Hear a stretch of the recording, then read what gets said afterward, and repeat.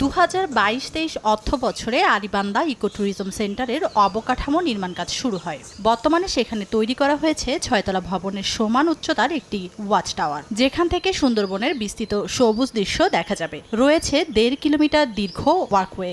এছাড়া রয়েছে মিষ্টি পানির পুকুর, কুমির ও হরিণ রাখার শেড, জেটি, বিশ্রামাগার, পর্যটকদের নিরাপত্তা রক্ষায় বনরক্ষী ও স্থানীয় গাইড। বাগেরহাটের শরণখোলা উপজেলার লোকালয় থেকে নদীপথে মাত্র 40 মিনিটে পৌঁছানো যাবে আলিবান্দা ইকো ট্যুরিজম কেন্দ্রে। নভেম্বরের প্রথম দিকেই আনা হবে হরিণ ও কুমির। তবে সুন্দরবনের করমজল প্রযোজন কেন্দ্রে 46 টাকা ফি নেওয়া হলেও আলিবান্দা ট্যুরিজম কেন্দ্রের জন্য নির্ধারণ করা হয়েছে 345 টাকা। এ কারণে ক্ষুব্ধ দর্শনার্থী ও ট্যুরিজম ব্যবসায়ী। প্রবেশ ফি কমিয়ে দর্শনার্থীদের ওঠানামার জন্য আরও 2টি পন্টুন নির্মাণের দাবি ব্যবসায়ী নেতাদের। এখানে সরকারি রাজস্ব খুব প্রচুর বেশি। করমজলের নেয় 46 টাকা, এখানে জন প্রতি 345 টাকা। সহনীয় পর্যায়ে নিয়ে আসা হয় যাতে টুরিস্টের জায়গার প্রতি আগ্রহ বেশি হয়। ট্যুরিজমটা চালু হলে আমাদের একটা কর্মসংস্থানের ব্যবস্থা হয়।